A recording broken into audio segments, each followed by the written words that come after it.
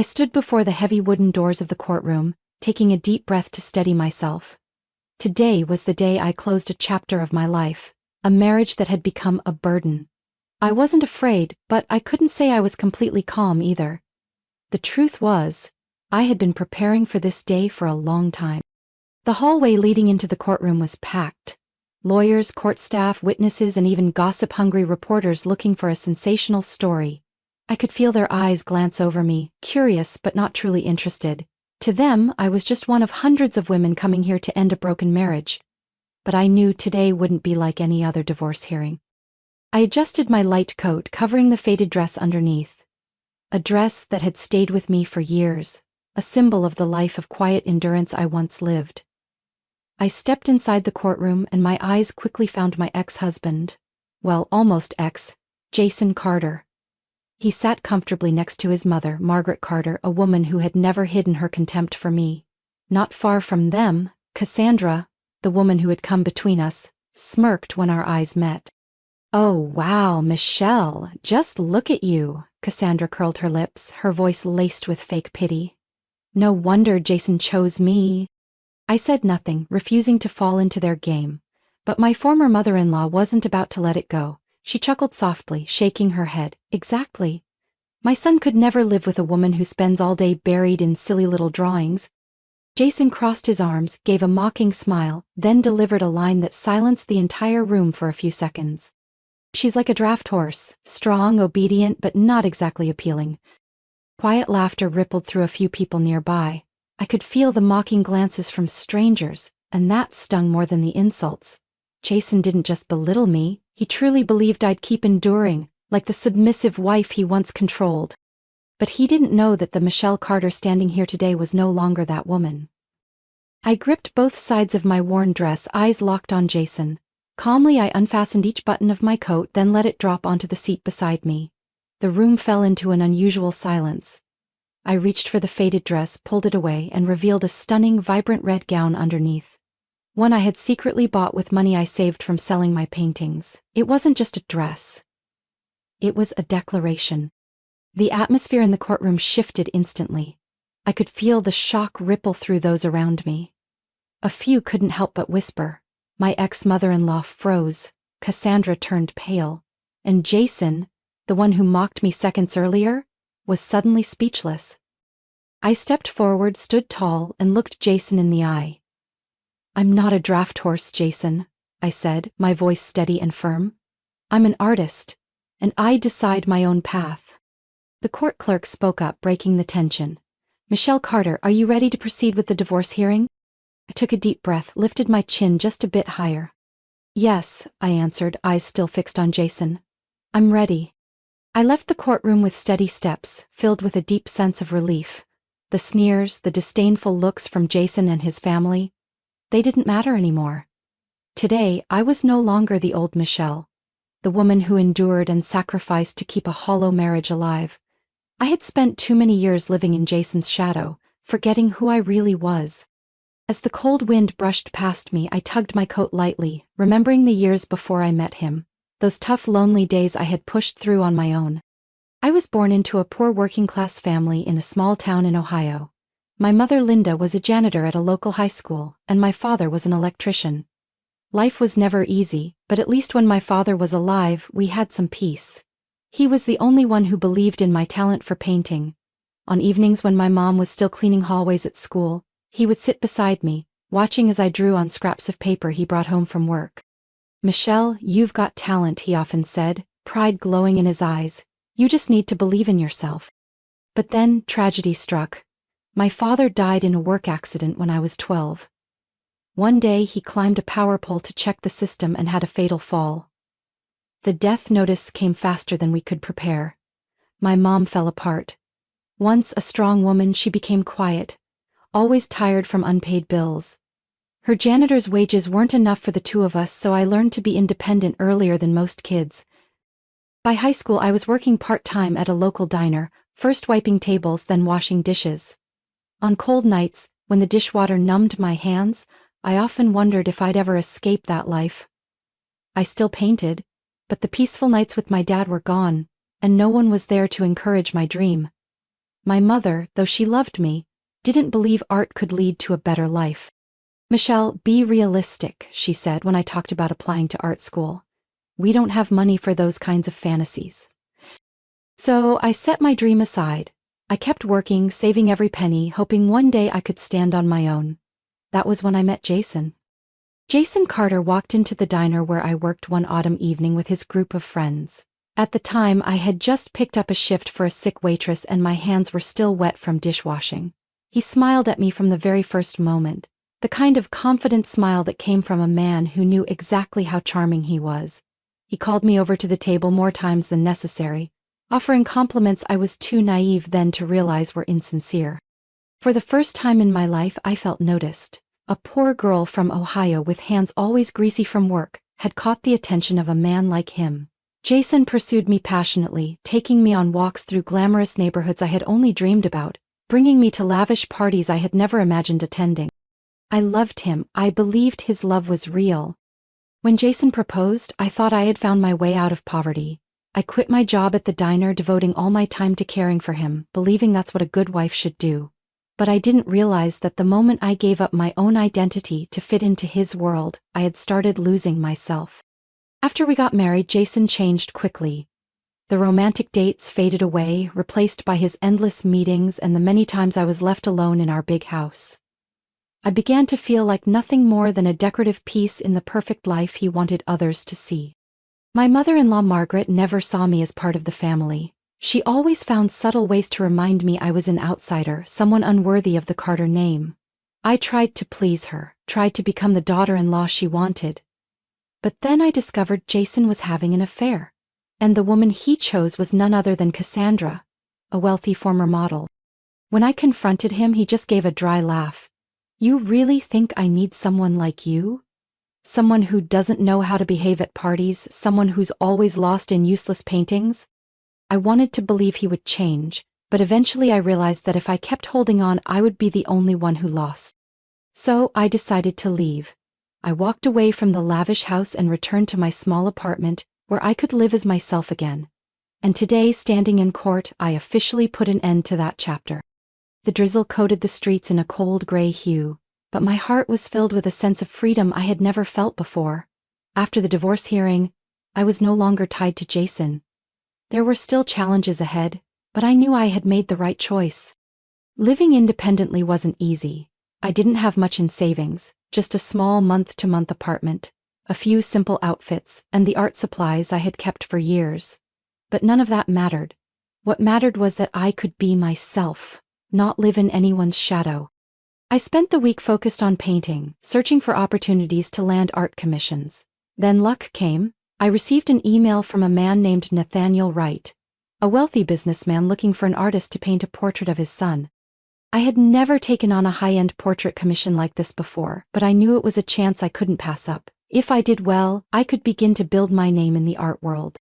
I picked up the phone, nervously dialing the number in the email. "Hello, Michelle, this is Nathaniel Wright," a warm, deep voice came through the line.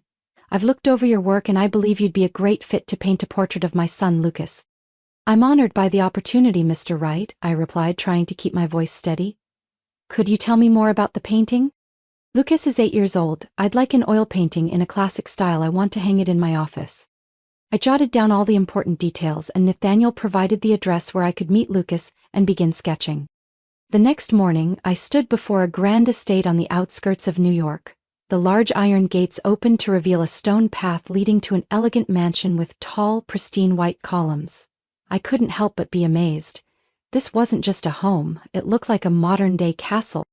I climbed the steps, clutching my art bag, and rang the doorbell. A middle-aged woman in a black velvet dress opened the door, her sharp gaze scanning me from head to toe.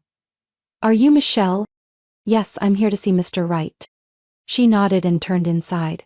I followed, feeling a bit uneasy surrounded by the home's opulence. The interior was adorned with expensive artwork and crystal chandeliers sparkling off the high ceilings.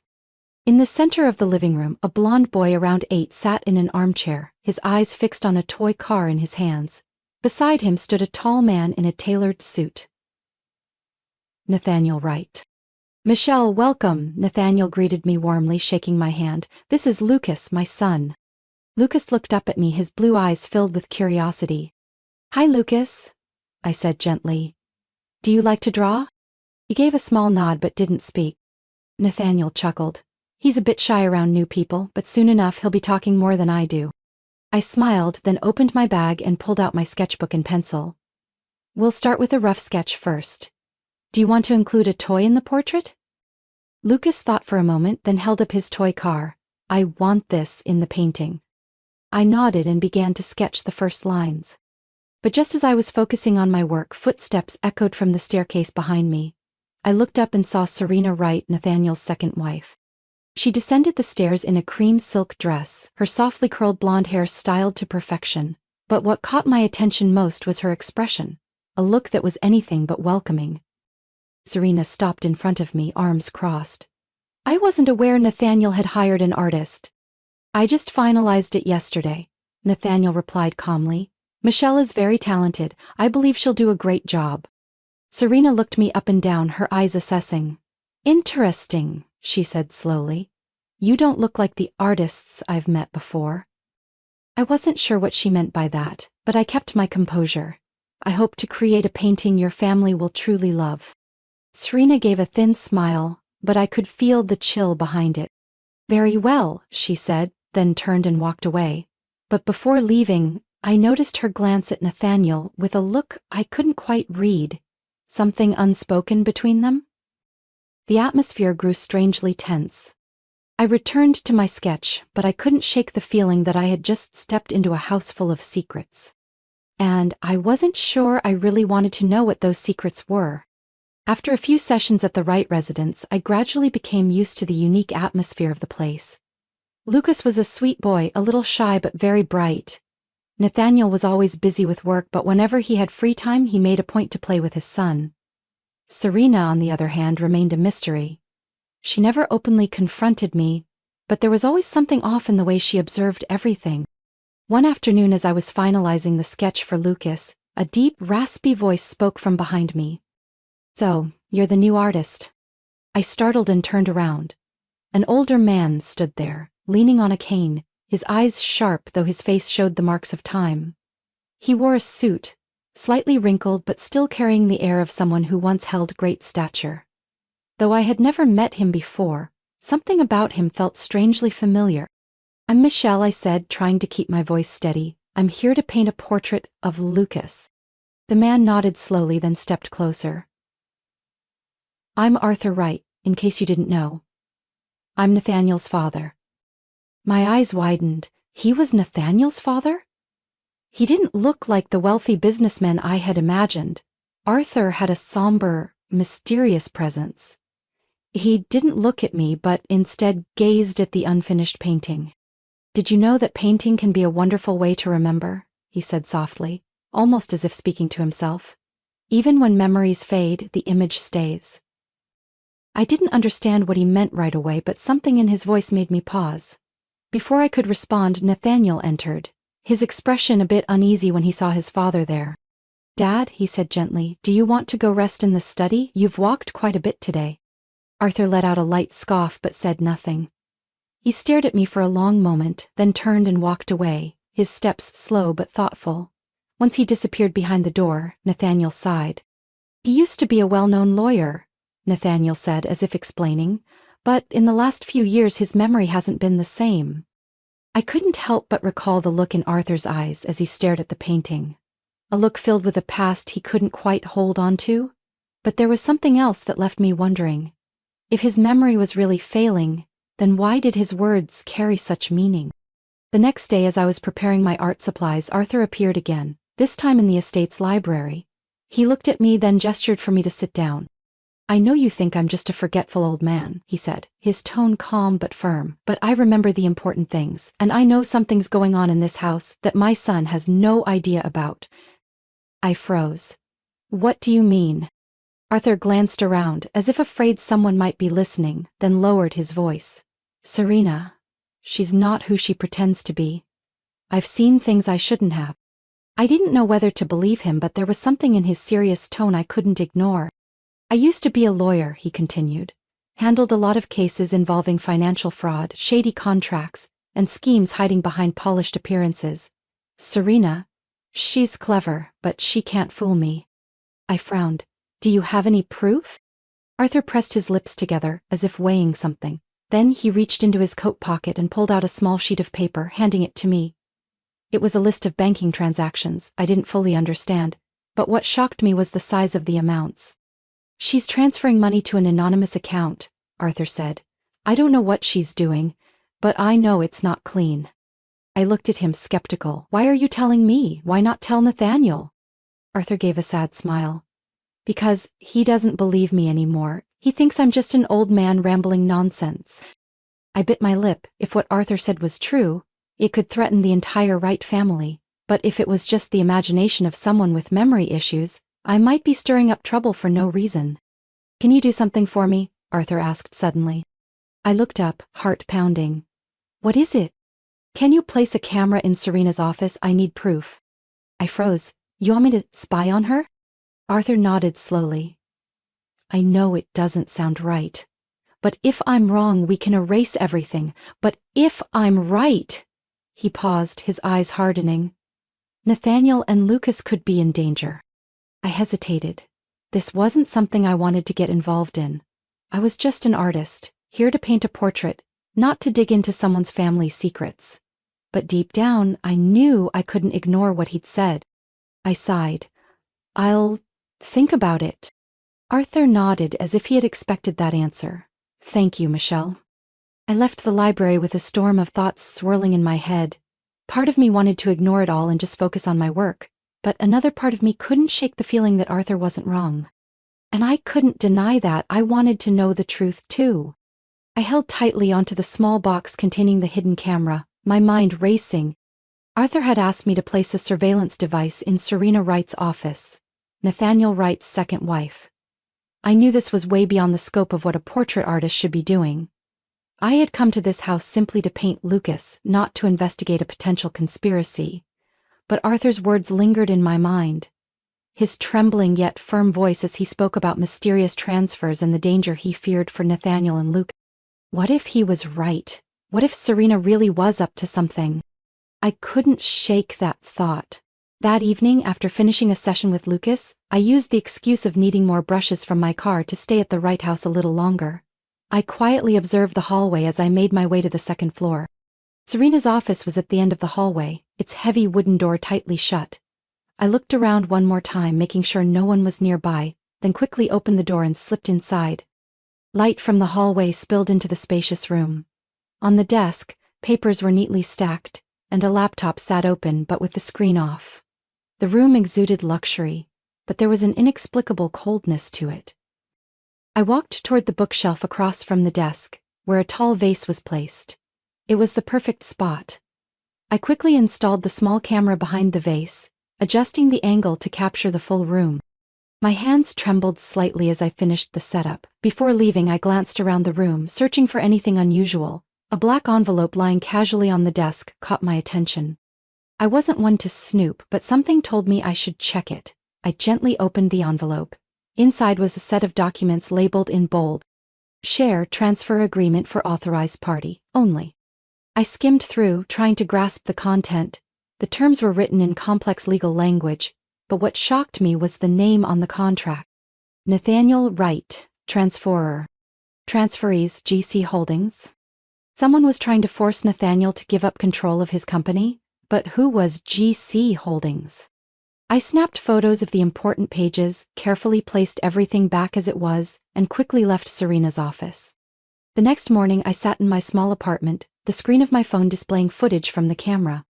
At first there was nothing unusual, just an empty room. But about an hour later, the door opened, and Serena walked in. I watched her on the screen. She sat at the desk, opened the laptop, and typed a series of numbers on the keyboard. I turned up the volume. A man's voice came through her phone speaker. Is everything going smoothly? Serena folded her arms, her tone confident. Nathaniel suspects nothing. I've arranged for him to sign the documents this week. My heart pounded. Good, the man said. GC Holdings will take over as soon as everything's finalized. After that, we'll handle the rest. A chill ran down my spine. The rest. What did that mean? Serena paused for a few seconds, then spoke slowly. What about Arthur? I think he's starting to suspect something. That old man isn't lucid anymore. Don't worry. If necessary, we can make him disappear. Naturally. My entire body froze. They were talking about Arthur. What could they possibly mean by make him disappear? I bit my lip, trying to stay calm. This was far beyond anything I had imagined. This wasn't just financial fraud. It could be dangerous, even deadly for Arthur. I knew what I had to do. That afternoon, I returned to the Wright estate. Nathaniel was working in the living room when I entered. He looked up, smiling. Michelle? Something wrong? I sat down across from him, looking him straight in the eyes. Nathaniel, I need to talk to you. About Serena. He frowned, confused. Serena? What about her? I carefully pulled out my phone, opened the video clip, and handed it to him. Nathaniel watched in silence, his expression darkening as Serena's voice filled the quiet room. When the recording ended, he set the phone down, his hands clenched into fists. Have you told anyone else about this? I shook my head. No, but I think we need to protect Arthur immediately. Nathaniel took a deep breath, clearly trying to suppress his rising anger. I'll take care of it. Can you stay here tonight? I was surprised. Why? He looked at me, his eyes more serious than ever. Because I don't know how Serena will react once she finds out her secret's been exposed. A shiver ran down my spine. I had stepped into something far more dangerous than I had expected. But I also knew that no matter how scared I was, there was no turning back now. The living room fell into tense silence after Nathaniel watched the footage. I could see his hands clenched tightly, his eyes dark with disbelief. He didn't speak right away, just sat still, breathing deeply as if trying to contain the fury rising inside him. I waited for him to say something, but instead Nathaniel stood abruptly and walked to the liquor cabinet in the corner. He poured himself a glass of cold water, downed it in one go, then turned to face me. Michelle, do you realize what you've just done? His voice was low, tinged with both shock and anger. I clenched my hands in my lap, trying to stay composed. I know I've stepped into something complicated. But if I didn't, who would protect Arthur? Who would protect Lucas? The mention of Lucas brought a flicker of determination to Nathaniel's eyes. He stared at me for another moment, then pulled out his phone and dialed a number. Aiden, come to my house right now, he said sharply, without hesitation. I need you. I didn't know who Aiden was, but one thing was certain, Nathaniel wasn't going to let this go quietly. About an hour later, the estate's front door opened and a tall man walked in. He wore a sleek black suit, but there was something about him. The way he cautiously surveyed the surroundings, the way he carried himself with quiet authority, that told me he wasn't just a businessman. Aiden nodded at Nathaniel, then looked at me. You're Michelle? His voice wasn't gruff as I expected, but polite. Still sharp, like someone used to dealing with dangerous situations. Yes, I replied, feeling a bit of pressure. Nathaniel handed him the phone and played the recording I had captured. None of us spoke while it played. When it ended, Aiden lowered the phone and thought silently for a moment. I had my suspicions about Serena, he said slowly, but I didn't think she'd go this far. He turned to Nathaniel. What do you want to do? Nathaniel's fists tightened, his eyes burning with anger. I'm confronting her, tonight. Aiden nodded. I'll stay close, just in case she reacts unpredictably. We found Serena in her office, sitting in front of her laptop typing something on the keyboard. When Nathaniel opened the door, she looked up, her icy blue eyes immediately sensing something was off. What are you doing here? Serena asked, her voice calm but slightly guarded. Nathaniel walked straight to her desk, placed his phone in front of her, and hit play on the recording. At first, Serena showed no emotion. But as her own voice and that of the mysterious man echoed clearly through the room, her face paled, and her hand trembled slightly on the keyboard. You were spying on me? Her voice grew quieter, but I noticed something. It wasn't the voice of someone caught red-handed. It was the voice of someone trying to regain control.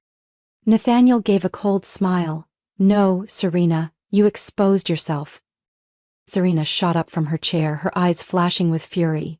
You really think you can trust some cheap artist like her? She snapped, staring directly at me with a sneer. Can't you see she's just using this to get close to you, Nathaniel?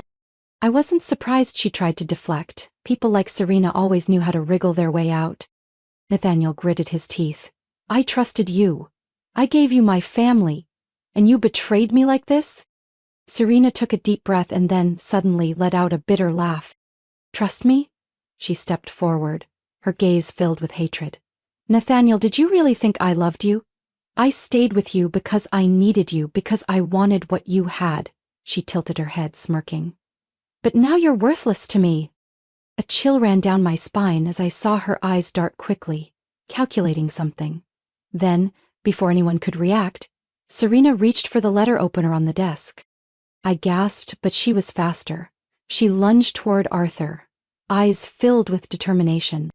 Aiden moved quicker than I expected. He launched forward, grabbing Serena's wrist just before the blade reached Arthur. A fierce grunt echoed, and in a flash, Aiden slammed Serena to the ground, disarming her. Nathaniel stood frozen, his face pale. Arthur, though frail with age, showed no fear in his eyes. Serena struggled, but Aiden held her firmly, his face expressionless. It's over, Serena. She looked up, panting, and let out a bitter laugh. You don't know anything. I didn't do this for money. Nathaniel frowned. Then why? Serena looked at Arthur, her eyes blazing with vengeance. For my father, she said in a low, seething voice. Arthur Wright. He destroyed my father's life. He refused to defend him, let him rot in prison for 20 years. Now it's time to pay him back. The room fell into silence. I looked at Arthur, his face was unreadable, but his eyes held a flicker of pain from the past. Nathaniel stared at Serena like he couldn't believe what he was hearing. You planned all this just to get revenge on me because of that. Serena didn't respond. She just laughed, bitter and broken. Aiden called the police, and within minutes they arrived, handcuffed Serena, and took her away. I exhaled deeply, relieved, though one question still lingered in my mind. If Serena was just a pawn in this game, then who was really behind it all? The courtroom was packed that morning, the air heavier than ever. I stepped inside, took a deep breath, and braced myself. This was the final day I would face Jason Carter, the man who had once been my husband, who had treated me like a workhorse and betrayed me without remorse. But today I was no longer the weak Michelle of the past. I was here to end everything, to claim justice for myself. Inside the courtroom, Jason sat at the opposite table, wearing his usual smug expression. Though he tried to appear calm, his eyes betrayed a hint of tension. Beside him was his lawyer, a confident-looking man with a thick folder in hand. I glanced to my side. Arthur Wright sat one seat away from me, his presence steady and composed like the seasoned attorney he was. After everything, he had chosen to stand with me. The judge entered, banging the gavel. We are continuing the divorce proceedings between Michelle Carter and Jason Carter. Jason's lawyer stood, speaking in a composed but arrogant tone. Your Honor, my client fully agrees to the divorce. However, he believes the plaintiff's request for asset division is unreasonable. Michelle Carter made no significant contribution to the shared assets and therefore has no claim to any portion of the estate. I smirked. So that's why he was hanging on until the end, money. Arthur rose, eyes sharp as a hawk. Your Honor, I request permission to present evidence that Jason Carter misused shared assets for unauthorized personal transaction. The courtroom stirred. I looked at Jason. His face went rigid, his hand unconsciously clenched. He hadn't expected I would come prepared. Arthur stepped forward, placing a folder before the judge. We have proof that Jason Carter used joint investment funds for secret financial dealings. He withdrew money from the shared account and funneled it into another under the name of a shell company. Jason shot up. This is slander. The judge raised a hand, motioning him to be silent. I will review the evidence. Arthur continued. In addition, we have documentation showing Jason Carter used joint funds to support his mistress, purchasing property, vehicles, and expensive gifts. A large screen lit up, displaying the transactions we had gathered. Everything was clear. Every dollar, every signature, every trace of deceit. Jason's face turned pale. The hearing lasted nearly 2 hours. As the judge prepared to deliver the verdict, my heart pounded in my chest. After reviewing all evidence, the judge said, eyes fixed on Jason, the court rejects the defendant's objection to asset division. Furthermore, due to evidence of misuse of shared assets for personal gain, the defendant is ordered to reimburse the plaintiff an amount equal to the misused funds. The room was so silent I could hear Jason grinding his teeth. The judge continued, "The marriage between Michelle Carter and Jason Carter is officially dissolved as of today." I exhaled deeply. I had won. I had reclaimed justice for myself. As I stepped out of the courthouse, the midday sun lit up the road ahead. I felt lighter than ever before. Arthur walked up beside me, speaking slowly. "You did very well, Michelle." I smiled, deeply grateful to him. "Thank you, Arthur. I don't know if I could have done it without you." He nodded, then turned to Nathaniel, who had remained silent throughout the entire hearing but had been by my side the whole time. "Nathaniel, what do you plan to do with the company?" Nathaniel stared into the distance.